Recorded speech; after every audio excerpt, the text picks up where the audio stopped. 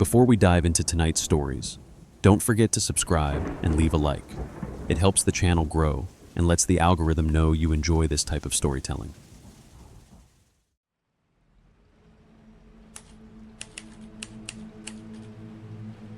A few years ago, some friends and I decided to take advantage of a long 5-day weekend and go camping up in the North Georgia mountains. There were 5 of us, 2 guys, 3 girls, and we were pretty well prepared. My buddy Jake was an Army vet and knew his way around the outdoors, and I'd done a fair bit of hiking and hunting myself. Between us, we had everything: a 10-person tent, a propane stove and grill, fold-up cots, even a portable shower. We were ready to live in the woods for a few days. We left Wednesday afternoon, parked the truck in a small town, and hiked in to find a good spot. The first few miles were normal. The air smelled clean, the trail was clear, and everyone was in good spirits. But when we hit a small clearing about 4 or 5 miles in, things changed fast. It was a little open area with a pond, or maybe a small lake, in the middle. As soon as we stepped out of the trees, everything went dead quiet. No birds, no crickets, not even the wind. It was like someone had hit mute on the world. Jake and I exchanged a look, both thinking the same thing: predator nearby. We drew our handguns just in case. Georgia's got its share of coyotes, and I've heard of mountain lions up north, though I'd never seen one myself. While we were scanning the tree line, Jake suddenly grabbed my arm. "There," he whispered, and nodded across the pond. On the far side of the water, maybe 150 yards away, stood a woman. She was at the edge of the trees, facing our direction, but not moving. It was hard to tell much about her from that distance. She looked pale, long dark hair, wearing something dark. I assumed she lived nearby, maybe a local out for a walk, and we decided to keep moving. But when I looked back over my shoulder as we entered the woods again, she was gone. The sounds of the forest came back the moment we stepped under the trees. It was like someone flipped the world back on. We didn't say anything to the others about it. We didn't want to freak them out.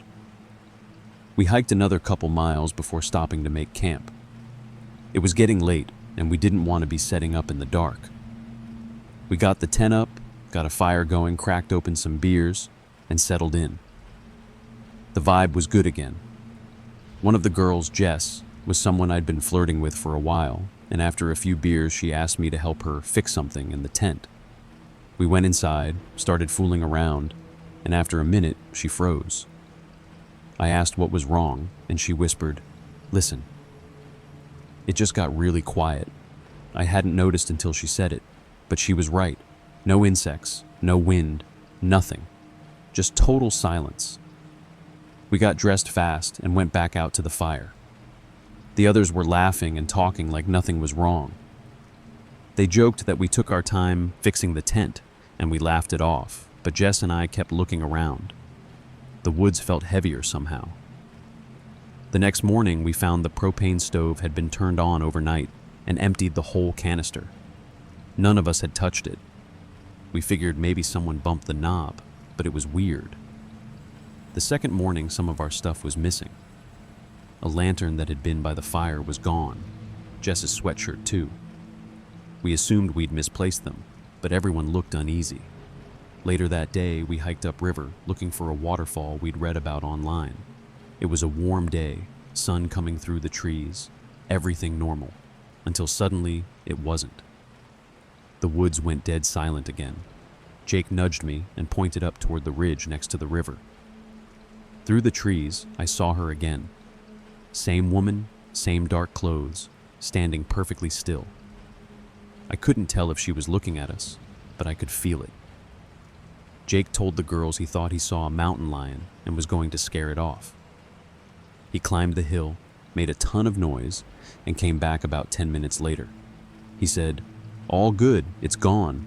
But when we were walking again, he leaned close to me and said, "She wasn't there when I got up top." We found the waterfall, and the girls decided to go swimming, and honestly, that calmed everyone down. The rest of the afternoon felt normal again. When we got back to camp, our stuff was a mess. It wasn't destroyed or anything, but food was scattered, one of the cots was flipped, and some bags were open. We told the girls it was probably raccoons. Jake and I both slept with our guns that night. I woke up in the middle of the night because Jess was squeezing my arm so hard it hurt. I turned toward her, and she shushed me. The tent was completely silent again. I looked across and saw Jake sitting halfway up, his head turning slowly like he was listening. Nobody said a word. We stayed like that for hours, just waiting for something to happen, until the sky started to lighten. At sunrise, Jake and I didn't even have to talk about it. We told everyone to pack up. The hike out felt like a dream. The woods stayed silent almost the entire time, except for the sound of our footsteps. At one point, I thought I saw someone between the trees just for a second. Jess was gripping my hand so tight I knew she saw it too. We didn't go near the lake on the way back. We just kept moving until the trees thinned out and we could see the town again. The whole hike out took maybe half the time it took to go in. When we got to the truck, everyone was dead quiet. We didn't even talk until we were a few miles down the road. Then, one by one, everyone started saying they'd seen or heard her too. Little things. One of the girls said she thought she saw a figure watching us while she was brushing her teeth that first night. Jake said he heard footsteps around the tent when we were asleep. Jess said she woke up twice thinking someone was standing outside. The weirdest part was that none of us could remember her face. We all saw her at least once, some of us twice.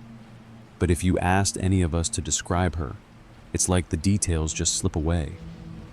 We could remember the dark clothes, the long hair, the stillness, but not the face. It's like it was blurry. I've been hunting and camping my whole life, but after that trip, I can't go into the woods at night anymore. Even now, years later, if I'm driving past a stretch of forest and the trees get too thick, I still find myself checking the shadows for movement. Whoever, or whatever, she was, I hope I never see her again.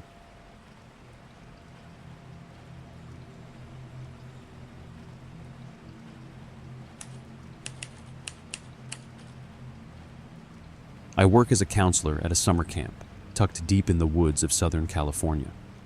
The kind of place where your phone loses signal 5 miles before the front gate, and at night, the only sounds you hear are wind through the trees and the distant call of coyotes. The camp's surrounded by dense forest and hills, with trails that twist for miles and patches of silence so complete, it feels like the world just stops breathing. Most nights are peaceful. You might hear the usual stuff: deer crunching through brush, a fox slipping past, maybe a coyote yipping at the moon.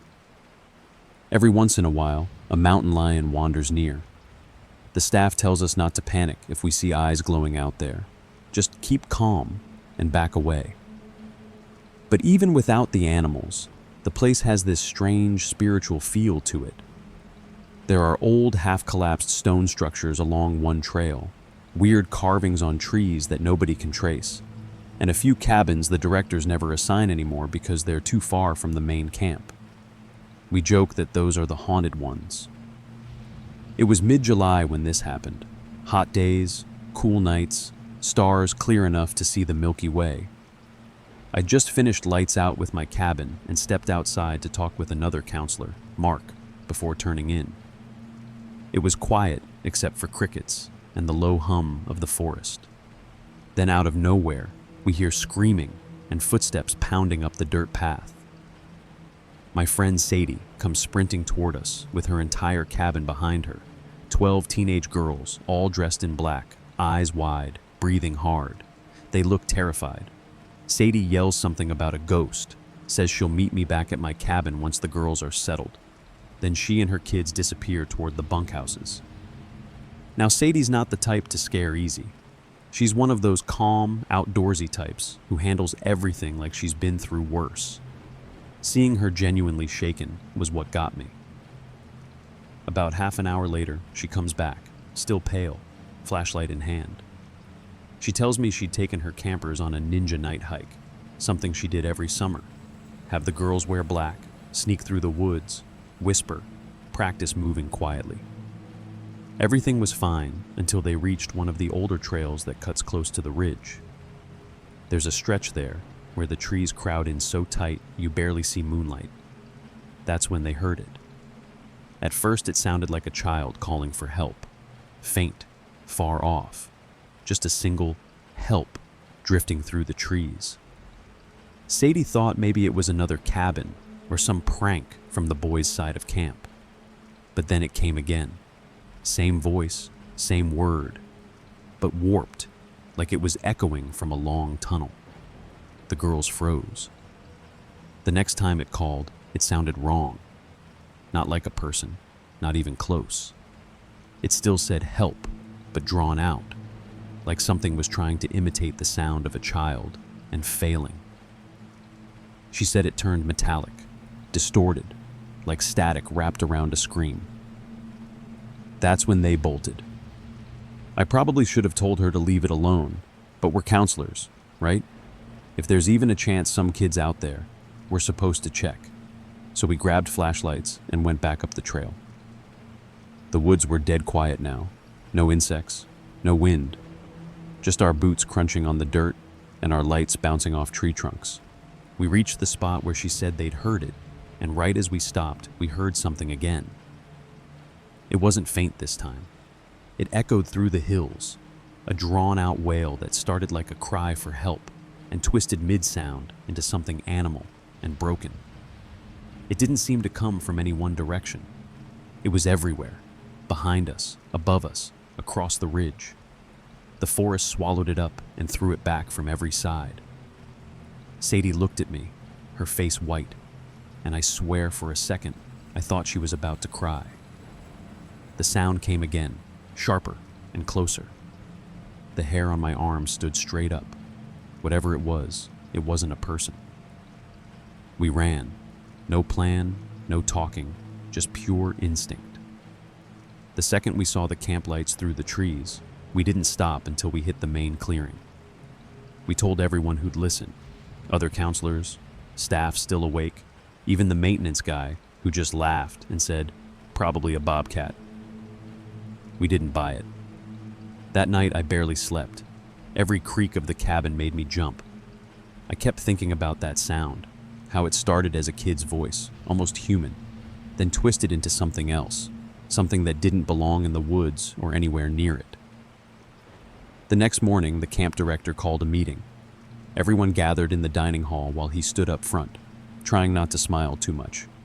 He told us to remind our campers not to panic if they heard strange noises at night. Apparently, bobcats in the area make a high-pitched scream that sounds like a woman, or sometimes a child, calling for help. Of course, that explanation made sense. It had to. Everyone laughed it off, teasing us the rest of the week, saying things like, "Watch out for the ghost bobcat." Sadie took it well, but she never went on another night hike after that. Still, I've heard bobcats before, even since then. They scream loud, sure, but that night it wasn't just a sound. It felt intentional, like it wanted us to follow. The way it echoed, the way it changed, the way it seemed to come from the whole mountain at once. I don't know. Maybe it was just an animal, maybe it wasn't. But every summer when I go back, I make sure to stay inside once the woods go quiet.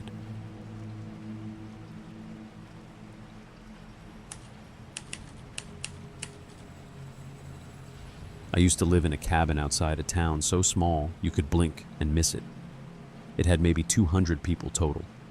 I worked online, liked the quiet, and rented cheap. The cabin sat back in the woods, close enough to the highway that you could hear trucks groaning up the hill at night. It was peaceful in the beginning.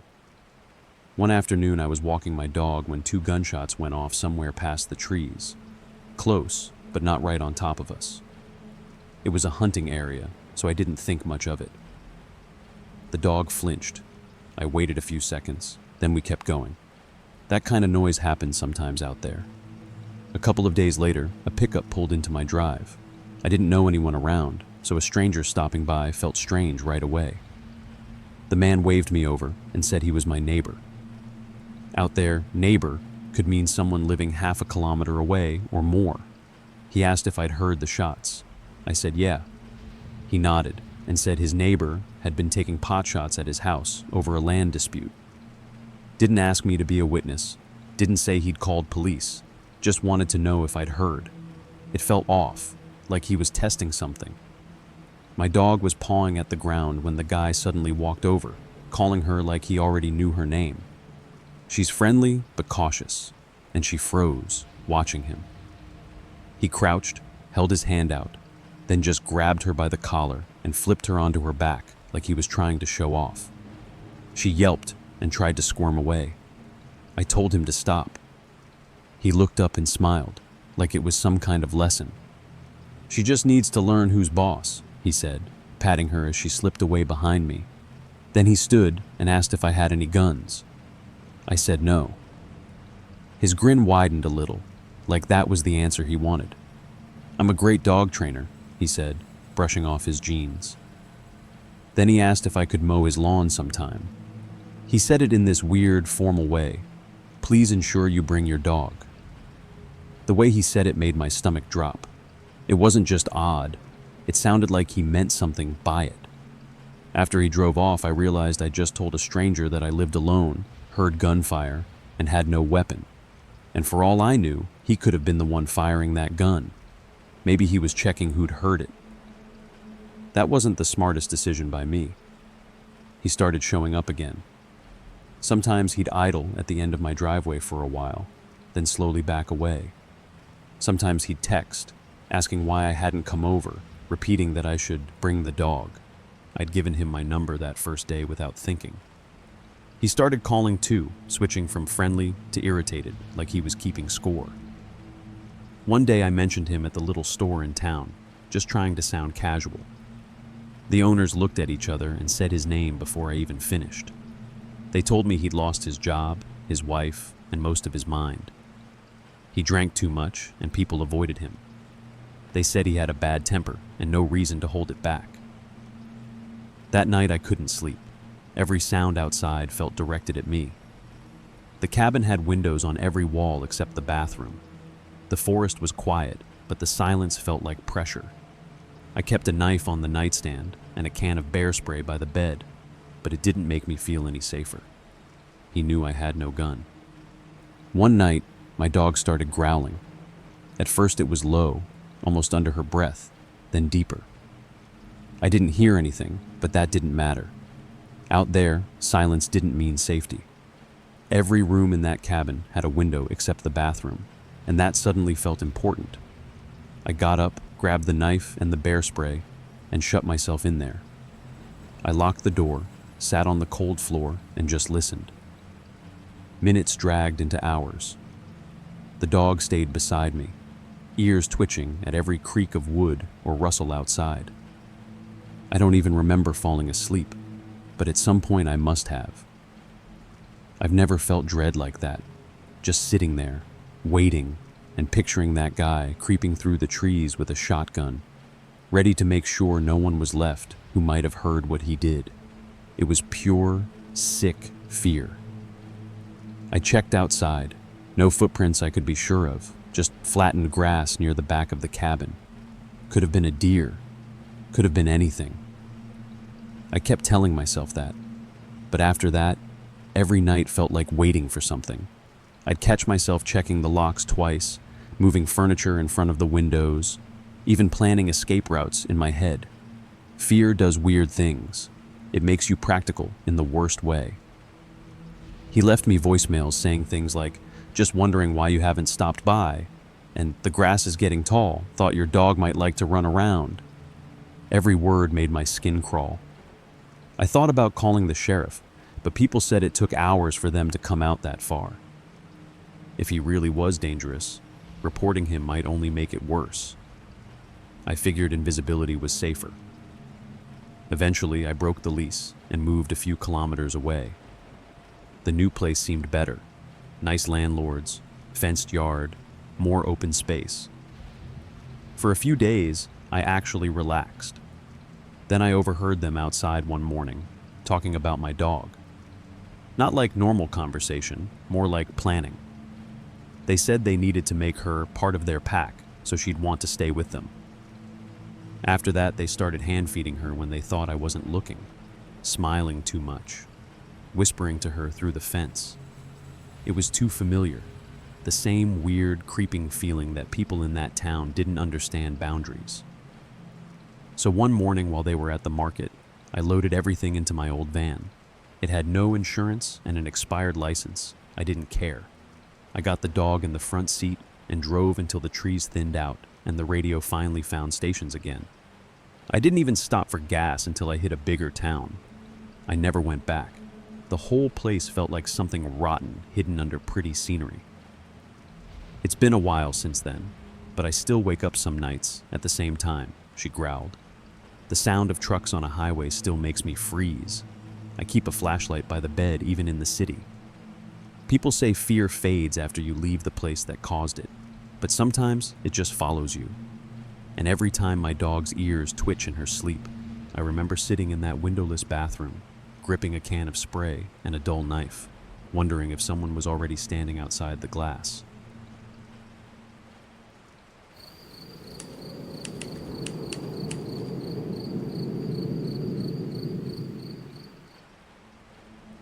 It was supposed to be just a fun night with my classmates. We picked a lake about 40 minutes from town, somewhere quiet, not a real campground, but a place people sometimes went to drink or fish. We brought a few tents, cheap beer, a speaker, and that was about it. Nothing serious. Just one of those nights that start with a plan to get drunk near water and see where it goes. By the time the sun started going down, we realized the fire was burning through wood fast. If we wanted it to last all night, we needed more, so me and my friend volunteered to go grab some from the nearby woods. It was only about a 5-minute walk from the lake. We were laughing and talking as we went, flashlights swinging, when we noticed another tent off the path, maybe 20 meters from where the trees started. It wasn't visible from our campsite, tucked away behind some bushes. We probably wouldn't have seen it at all if we hadn't walked that way. As we passed, the tent's zipper opened and a man stepped out. Mid-30s maybe, beard, wearing a headlamp around his neck. He looked normal enough. He smiled, waved, and asked if we were camping too. We said yeah, just a bunch of students hanging out by the lake. He said he'd been there for a few days already, taking sunrise photos of the lake. That made sense. The place was known for that. His setup looked like he'd been there a while. Tarps, ropes, and a small cooking area. We chatted for a minute or two. He seemed nice. Then we said we were heading deeper into the woods to get more firewood. That's when he suggested something a little odd. He told us there were 2 paths, one going slightly uphill and another that looped down. And if we split up, we could cover more ground and get wood faster. It didn't sound like a big deal, and he said it so casually we didn't think twice. My friend took the higher path, I took the lower one, and we kept within sight of each other. About 10 minutes in, I heard my name being shouted. I turned around, confused, and saw my friend up on the ridge waving frantically. Then I heard him say, "Behind you." When I spun around, the same guy from the tent was standing about 20 feet back on the trail. He was holding a machete. Not like waving it around or anything, just casually carrying it by his side like it was the most normal thing in the world. He smiled again and said something like, "Hey, I realized you guys didn't have an axe. Figured I'd help." His tone was calm, but everything about the situation felt wrong. We hadn't said anything about needing to chop wood. We were just picking up fallen branches. And technically, chopping down trees was illegal there anyway. I kind of laughed awkwardly and told him it was fine. We'd got enough already. Then I started backing away, trying not to make it obvious I was nervous. I could see my friend moving toward me from the ridge. When he got close enough, I turned and walked quickly with him back toward the lake. We didn't talk much on the way back, just agreed not to tell the others the full story, because they'd probably make fun of us for freaking out. When we got back to camp, we had barely any wood, and sure enough, everyone teased us for being lazy or paranoid. We laughed it off and kept drinking. Eventually, the fire died down, and the whole thing started to fade from our minds. It was around midnight when I noticed a small light moving through the trees toward us. A white beam bobbing slowly, getting closer. We all stopped talking. The headlamp came into view, and it was him. The guy from the tent. He walked into our campsite like it was nothing, holding an armful of wood. He smiled and said, "Thought you guys could use some more." Nobody said anything for a few seconds. Then one of my classmates laughed nervously and thanked him. The man didn't leave right away, though. He started walking slowly around our tents, looking at each one, peeking between them. He asked how many of us there were, if anyone else was coming later. Just casual questions. But in that setting, with the firelight flickering on his face, they felt wrong. After a long silence, he nodded and said, "All right then, enjoy your night," and walked off into the dark. No one spoke for a while after he left. You could tell everyone was pretending to be fine, but no one really was. The fire crackled and nobody drank anymore. Someone joked that maybe he brought the wood just so the fire wouldn't die, so he'd know when we went to sleep. Another said the occasional light we'd seen flashing from the woods earlier might have been his binoculars catching the moonlight. Every few minutes, someone would turn their head toward the trees. None of us wanted to admit how scared we were. We didn't sleep that night, not one of us. We sat around the fire until dawn, jumpy and quiet, taking turns staying awake and scanning the woods. Once the sky started to lighten, we all kind of looked at each other and agreed without words. It was time to go. We packed everything up, shoved our gear into the cars, and drove off before the sun had even fully risen. On the way out, we passed the spot where his tent had been. It was gone.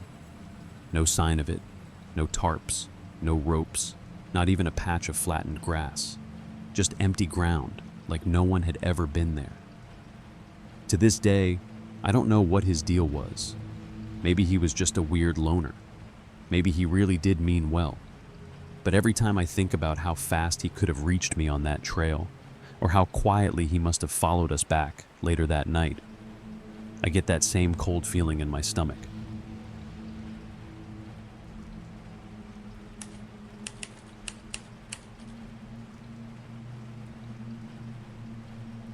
I moved to southeastern Washington after college for work. The Blue Mountains were close by, and as someone who grew up hunting in Montana, I was excited to learn the land before hunting season. I liked to scout alone, pick remote spots, and stay far from roads or trails. Less people meant better chances later. Being outdoors wasn't new to me. I grew up on a ranch, spent most of my childhood working with animals. I knew their sounds, their patterns, their moods. I'd been calling animals since I was 10, mimicking coyotes, elk, birds, even the rhythm of our cattle. It became second nature, and I could tell what kind of animal was nearby just by the pitch of a sound. I'm not saying that to brag, just to explain that I have a good ear. One afternoon, I decided to head into the Blues for an overnight trip. I left later than I planned, but didn't think much of it.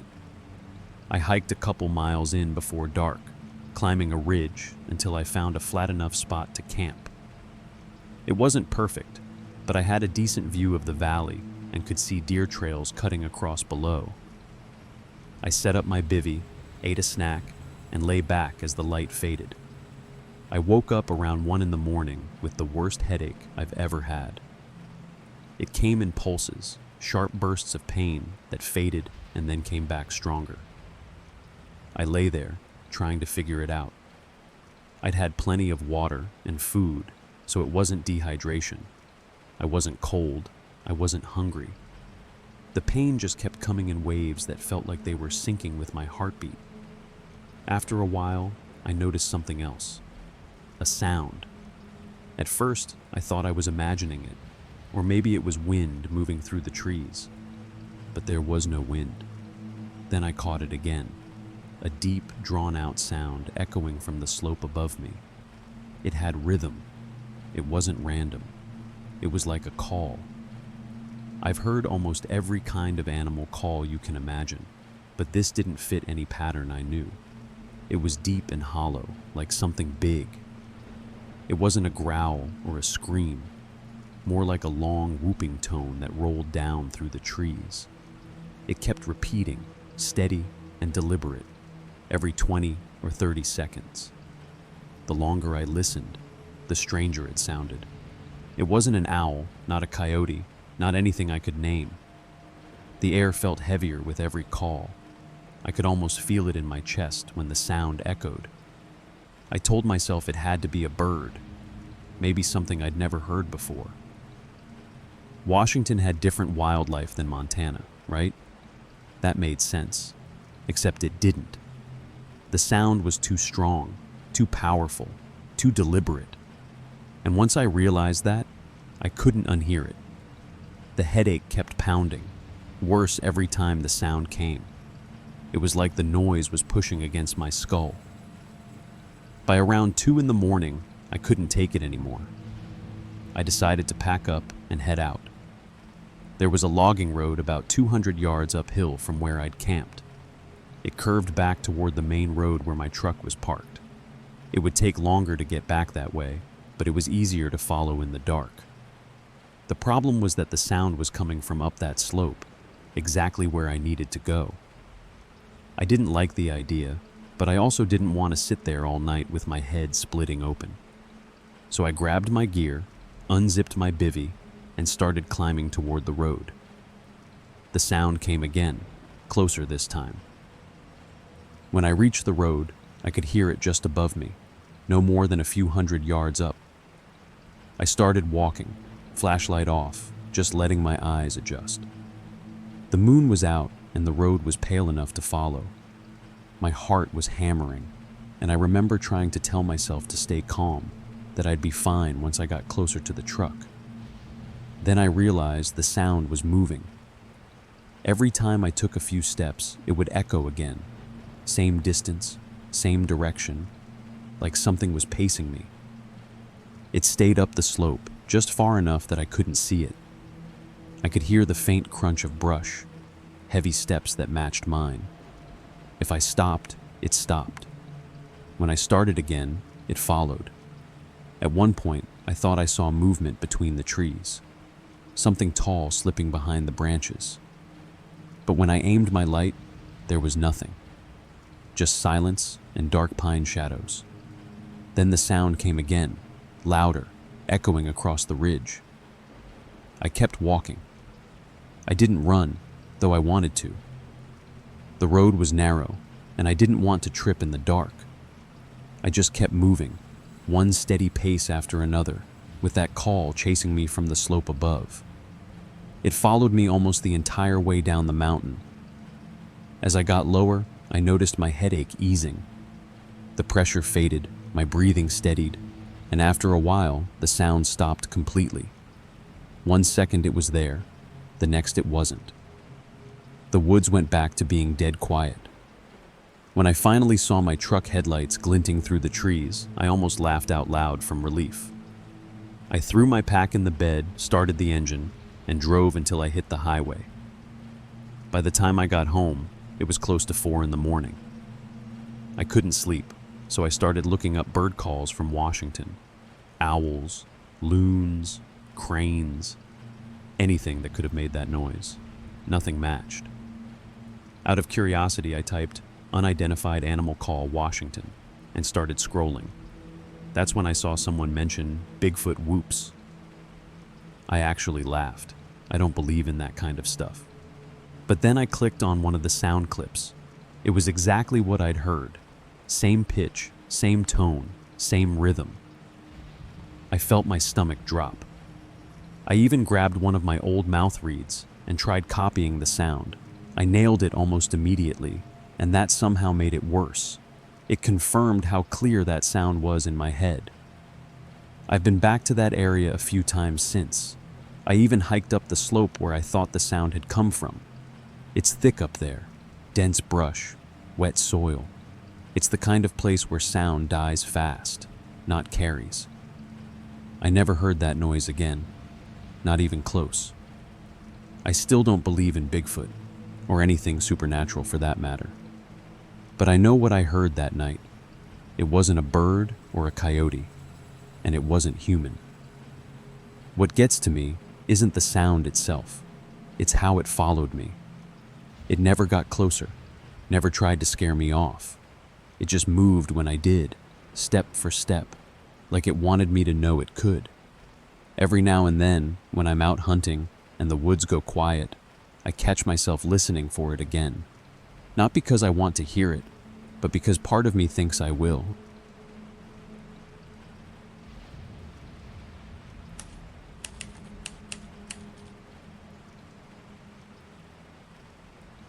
I grew up around the woods. Camping was a big part of my life. My family owned about 35 acres deep in the Rockies, maybe a 2.5-hour drive from where we lived. It wasn't a cabin or anything, just raw land with a small clearing where we always set up camp. I grew up around the woods. Camping was a big part of my life. My family owned about 35 acres deep in the Rockies, maybe a 2.5-hour drive from where we lived. It wasn't a cabin or anything, just raw land with a small clearing where we always set up camp. We'd spend entire weekends there. It was quiet, untouched, and felt like our own hidden world. My parents were both outdoors people, experienced campers, backpackers, the kind who could name trees and tracks and stars without looking them up. Nothing ever really scared them out there. One weekend, late summer, we decided to drive up after my dad got off work. That meant we'd be arriving after dark, which we'd done before plenty of times. It was probably around 9:30 when we finally turned off the main road onto the dirt path that led to the property. I remember the headlights cutting through the trees, that greenish glow when light hits pine needles. Everyone was tired, half asleep in the car. When we parked, it was just blackness beyond the headlights. The second we stepped out, something felt wrong. It's hard to describe. It wasn't danger exactly, but the air felt thick, heavy. We all kind of froze for a second. My brother looked at me like, "Do you feel that too?" Normally, even at night, the forest has noise. Crickets, owls, wind moving through branches. That night, there was absolutely nothing. Not even the faint hum of insects. Just total silence. At first, we made little jokes about it, probably just cooler weather or something, but you could tell everyone felt uneasy. My parents told us to start unloading the gear anyway, so we did. We worked fast, but every sound we made, every zipper, every footstep, felt too loud. Then we started hearing it. It began faintly, somewhere off to the left, rustling in the branches. Not at ground level either. It was up high, maybe 10 or 12 feet up, like something heavy was moving through the trees. My dad stopped what he was doing and just listened. The sound moved, and then we heard another one from the opposite side. Then another. Soon it was everywhere, circling us. It wasn't the quick, light movement of squirrels or birds. It was slower, heavier, like something with weight shifting from branch to branch. My mom said maybe it was raccoons, but even then, it didn't sound right. Raccoons don't move that high up, and definitely not that many at once. The branches were thick, and whatever was up there wasn't being careful. You could hear the wood bending and snapping, leaves shaking. By now, my brother and I were nervous. My dad told us to get inside the tent while they checked things out. So we crawled in with the dogs, zipped the flap, and just listened. The dogs were shaking. They'd been out there with us their whole lives and never acted like that. One was whining so softly it barely made a sound. Then came the calls. I still don't know how to describe them properly. They sounded almost human, like people trying to imitate how they think animals sound. A long, drawn-out howl, but there was something off about it. It had this tone, this weird rise and fall, like speech patterns twisted into something animal. And it wasn't just one. They were calling back and forth from different directions. My brother and I were in the tent with the dogs, listening while my parents moved around outside with their flashlights. I could see the light sweeping through the fabric every few seconds. They circled the camp, trying to spot whatever was making all that noise. But the longer they were out there, the louder it got. Branches snapping high above them, strange calls echoing from every direction, leaves shaking like something was thrashing through the trees. I could hear my dad calling out, trying to scare whatever it was off, but the noise didn't stop. It just kept moving around them. Then it stopped. Not slowly fading, just stopped. Every sound cut off in the same instant. I could even hear my heartbeat in the quiet. When they came back inside, I'll never forget the look on her face. My mom wasn't scared of anything. Not snakes, not bears, not mountain lions. But she looked pale. She said they couldn't see a thing out there. We all huddled together in the tent. My dad said it was probably some kind of birds or coyotes acting weird, but he didn't sound convinced. The dogs were pressed between us, still trembling. The sounds started again, after maybe 10 minutes, louder this time. So loud, it felt like they were right above us. There were breaking branches, grunts, weird calls, like someone was playing a recording of wild animals, but couldn't quite get it right. It went on like that for what felt like forever. Then, just like before, when my dad reached for the zipper to go out again, it all stopped. Instant silence. The air even felt different, like a pressure had lifted. He went out again with my mom, walking the perimeter with the flashlights. They didn't find anything. No eyes reflecting light, no tracks near the tents. But when they looked up, some branches were broken high up, and my dad said he saw odd scratch marks going up one of the thicker pines. Eventually, we all fell asleep somehow, though I don't think any of us really rested. In the morning, everything was normal again. Birds were chirping. The forest sounded alive.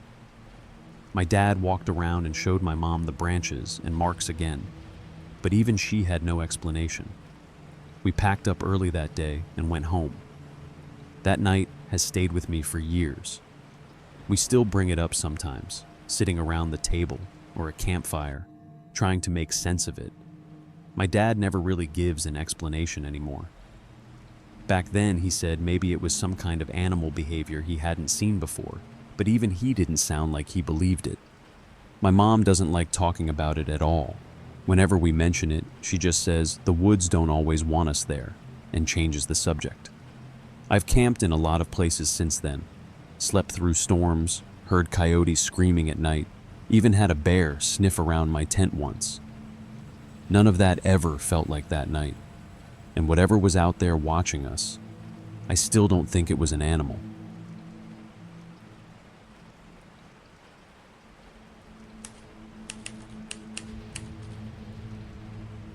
My family owns a small cabin in northern Michigan. It's really just an old mobile home sitting in the middle of dense woods, surrounded by miles of nothing but trees and dirt roads. We've had it for years, passed down through family, and for most of that time, it was uneventful. Peaceful even. But lately, things have changed. Strange noises at night, lights flickering when the generator's off. The police came out once after someone found our front door wide open when no one was supposed to be there. They didn't find anything. The last time I went there was the worst experience of my life. My friend and I, two women in our late 20s, decided to drive up for a weekend to relax and maybe do some hiking. We arrived just after dark. As soon as we parked, we started unloading bags and went to turn on the power. The breaker box is outside, attached to a pole near the cabin with a small padlock on it. The lock was frozen solid. We could barely feel our hands as we tried to heat it up with a lighter, tapping and twisting to break the ice. That's when we started hearing noises. At first it sounded like branches breaking in the woods, but then came slow, deliberate crunches of leaves, like footsteps circling us. We froze, glancing into the dark, but couldn't see a thing. It happened again, closer this time, and we both jumped. It could have been a bear, maybe even a deer, but something about it felt wrong, too quiet between the steps. Finally, we gave up on the lock and ran inside, slamming the door behind us. Inside, the air felt heavy and stale. No power meant no heat, so it was already freezing. We sat for a few minutes in the living room, whispering about what to do. After some debate, we decided to head back to the car and drive into town for a motel. It wasn't worth spending a night in the cold with whatever was out there. We grabbed our keys and bags, rushed back outside, and got into the car. I turned the key. Nothing. No engine, no lights, not even the click of a dead battery. I tried the locks. They didn't respond either. The car was completely dead. My friend stared at me like she was waiting for me to say I was joking, but I wasn't. We had driven 3 hours straight without a single problem. It made no sense. Something had happened in the short 5 minutes we'd been inside.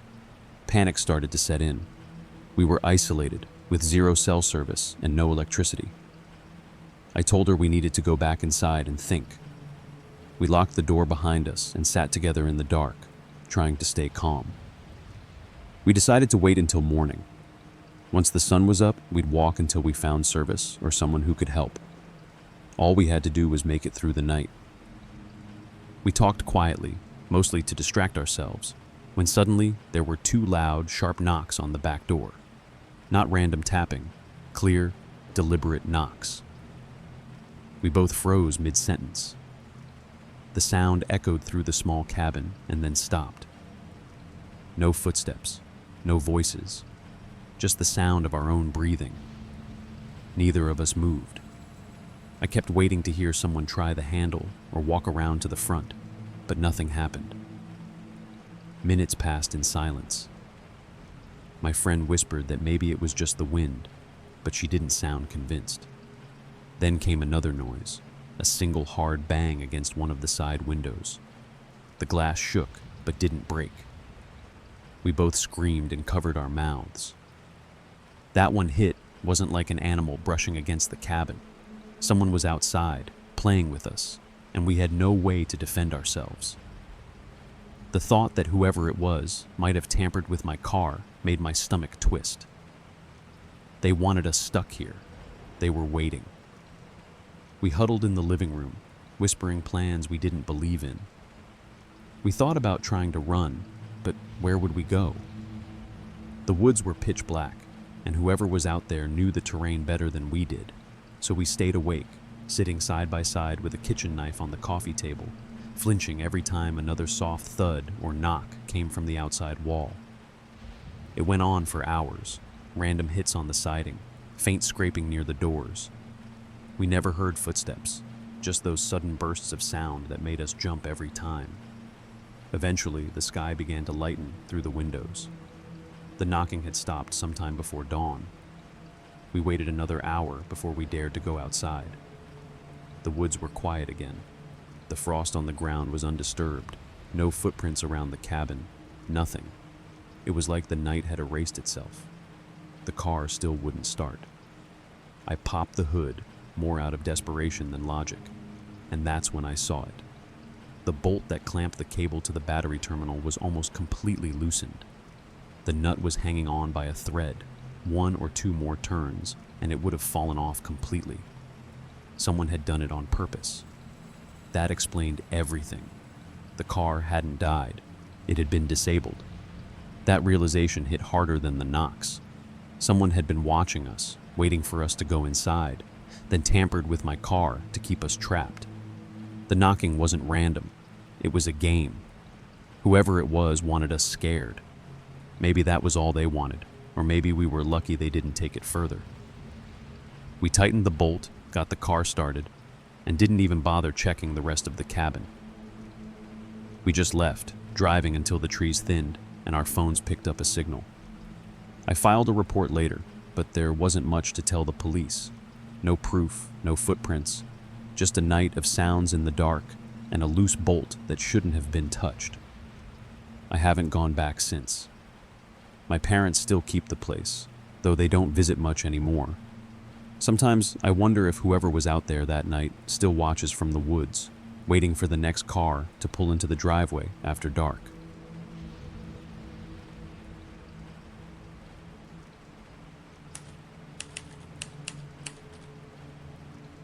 A few summers ago, me and a few buddies went fishing at this reservoir out in rural Ohio. The place was about 2 miles off a tiny village, maybe 1,500 people tops, and the reservoir itself sat out behind a bunch of farmland and woods. We'd been there more times than I can count, usually during the day, and we almost never saw another person out there. It was one of those quiet spots locals know about, but outsiders don't. No lights, no houses nearby, just a big stretch of dark water surrounded by trees and swampy banks. So that night, we loaded up the trucks around 9, right as the sun was going down. We had a couple cases of beer, some bait, a cooler full of sandwiches, and we planned on staying until sunrise. None of us wanted to be bothered, especially since having alcohol out there wasn't technically allowed. So we decided to take the old dirt service road that loops around the far side of the reservoir. Now, when I say road, that's being generous. It was really just compacted dirt, washed out in places, with tree roots sticking up and fallen branches that had been there for years. You'd get stuck out there unless you had a lifted 4x4 or a Jeep. We finally found a spot that jutted out into the water a bit, shaped kind of like a teardrop. You could cast in 3 different directions and not cross lines, and there was an old fire pit already there with some half-burnt logs still around it. It was perfect. We got a fire going, set up 6 poles, cracked open the beers, and settled in. The air was heavy that night, and within an hour or so, a thick fog started rolling in off the water. You couldn't even see the far bank anymore. It was just this gray sheet of mist. We'd been sitting there a couple hours when it happened. Out of nowhere, there's this huge splash across the water. Not a fish jump, not a frog. This was big. You could hear the ripples hitting the bank like something heavy had dropped straight down. We all looked at each other, kind of laughed it off. Figured maybe a big tree limb had fallen in, or a beaver jumped off the bank. None of us really believed that, but no one wanted to say otherwise. Then about 20 minutes later, it happened again. Another massive splash, same spot, same sound. It was too far to see through the fog, but we could see the ripples spreading all the way over to us. That time, nobody laughed. After a while, the fire started burning low, so me and a couple guys went into the brush behind us to grab more wood. We split up a little to cover more ground. It was quiet out there, except for the bugs and the crunch of our boots. When I got back, one of my buddies was holding something in his arms. A white rain jacket, a pair of rubber boots, and this old cracked clown mask. He said he found it hanging in a tree, maybe 50 yards back. It looked like it had been out there a while, dirty and stained, but still, it was weird. This was right around the time those creepy clown videos were all over the internet, so we figured it was probably some leftover prank gear from teenagers. We laughed about it, tried to shake off how uneasy it made us feel, and tossed another log on the fire. Not even 20 minutes later, we heard it again. But this time, it wasn't just a splash. We heard something moving in the woods across the water, branches snapping, something big shifting around out there. And then another splash, louder than the first 2. At this point, the beer buzz was wearing off, and everyone's nerves were shot. I could feel my stomach turning with that mix of fear and adrenaline, and I don't know what came over me, but I told the guys, "Screw it, let's go check it out." 2 of them actually agreed, and we grabbed our flashlights and started walking around the bend, cutting through the thick fog along the tree line. You could barely see 10 feet ahead. Every few steps you'd hear the squish of mud or the snap of a branch. After about 10 minutes of hiking, we started noticing things. Trash, old beer cans, little piles of sticks, and then saplings that had been cut down with something sharp. Then we found footprints, bare ones. You could see the toes, the heel, the arch pressed right into the soft mud. Whoever it was had been walking barefoot way out here, miles from the road. We started moving slower after that. I was sweeping my flashlight across the trees when the beam hit something flat and green. It took me a second to realize it was a tent. It was set up right in a little clearing on the other side of a small rise, maybe 10 feet from where I was standing. The canvas was coated in moss, the zippers rusted, and there was trash all around. Empty cans, old clothes, pieces of rope, and a busted lantern. The air smelled like chemicals and rot. But what made my stomach drop was what was behind it. A pile of propane tanks. Dozens of them, all stacked up in a messy pyramid. Some still had the nozzles attached. Others were blackened like they'd been scorched. There must have been 20 of them. We just stared at it, none of us saying anything. Then one of my buddies whispered, "Man, this ain't a campsite." I don't think I've ever moved so fast in my life. We turned right around and booked it back through the woods, stumbling over roots and nearly falling into the water, trying to get back to our trucks. We didn't even bother reeling in the poles.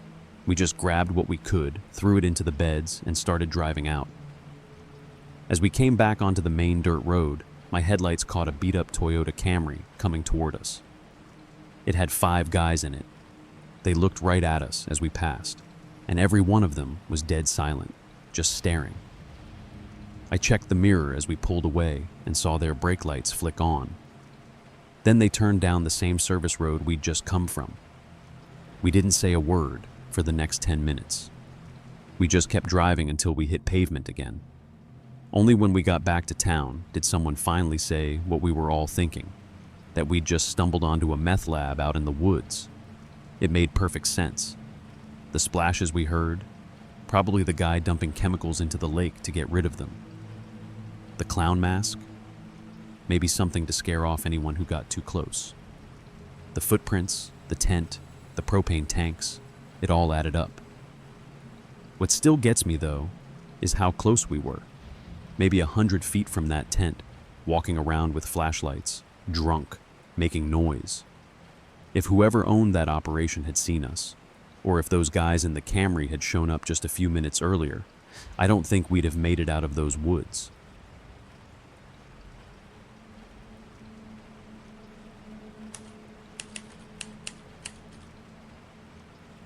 A couple summers ago, my boyfriend and I went camping with 2 other couples.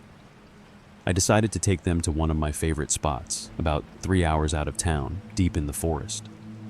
I'd been going there since I was a kid with my family, so I knew the trails, the sounds, even the way the air gets colder once the sun goes down. My friends, on the other hand, were more of the camp by the lake and take selfies type. They weren't used to being that far from civilization. Now, I knew what kind of people lived out there. Some off-grid folks who just wanted to be left alone, a few old hippies who grew weed in the woods, and a lot of meth heads. Everyone around there knew about the labs in the woods.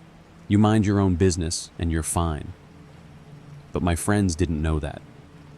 That first night was perfect at first. Clear sky, no wind, the fire crackling just right.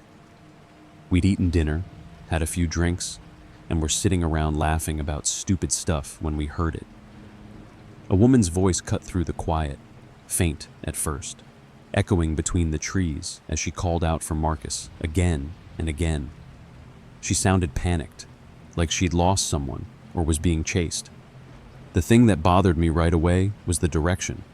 She was coming from the east, which was the wrong side of the ridge. Nobody ever came from there. The only thing out that way was miles of thick forest and, yeah, the part where the tweakers usually stayed. I immediately went quiet. You learn to shut up fast in those woods if you hear something strange. But one of our friends, half drunk and clueless, yells back Paulo, thinking she was saying Marco. He thought it was funny. That was the moment everything shifted. The woman stopped yelling for Marcus and started yelling for us, asking who we were, how to get to our camp, saying she needed to find us. Her voice was loud, shaky, desperate, and getting closer.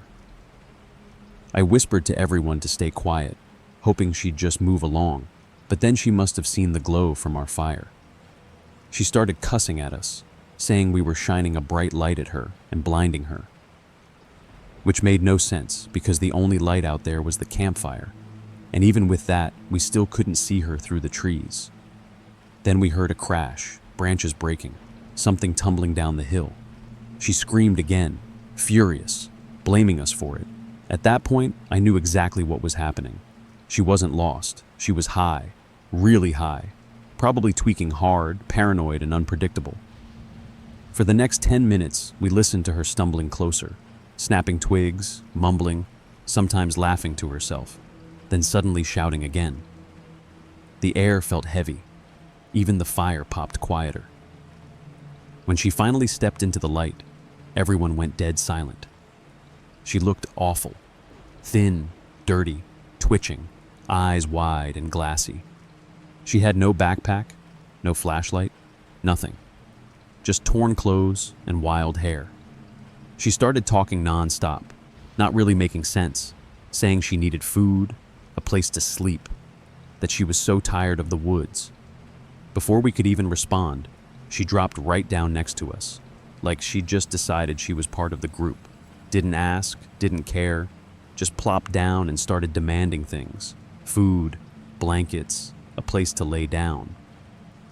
She never once asked for help. She just acted like we owed her something.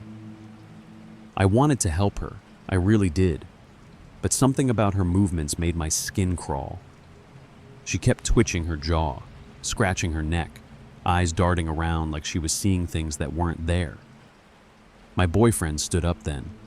He's a big guy. When he's angry, he looks terrifying. He handed her a bottle of water and told her she needed to leave. Now. She got angry real fast, whining like a child, then shouting about how we weren't God's children and how we'd burn for our sins. He didn't raise his voice, just stood there until she finally got up. She wobbled a bit, cursed us out one more time, and started walking back the way she'd come. We stood there frozen, listening to her voice echo through the trees, still yelling about how rude and unkind we were, until she finally disappeared into the darkness. A few minutes later, we heard her trip again, the water bottle hitting the ground, and even then she yelled that it was our fault. When her voice finally faded, we all exhaled like we'd been holding our breath the whole time. The woods went silent again, and that silence was worse than the yelling. The fire burned low, nobody talked, and we all sat facing different directions, staring into the dark, waiting. Because the worst part wasn't what had just happened. It was the thought that she knew exactly where we were now. None of us slept that night. Every rustle in the trees made us jump. Every crack of a branch made us grip our flashlights. I kept thinking she was going to come back with someone else, or maybe she'd never left at all and was just standing out there watching. When the first bit of daylight came through the trees, we packed up fast and left. Nobody said much on the way home.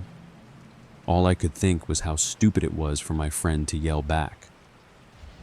That's all it took to turn a quiet night into something out of a nightmare. You don't mess around in the forest. There are people out there who know those woods better than you ever will, and sometimes they're not the kind you want finding you.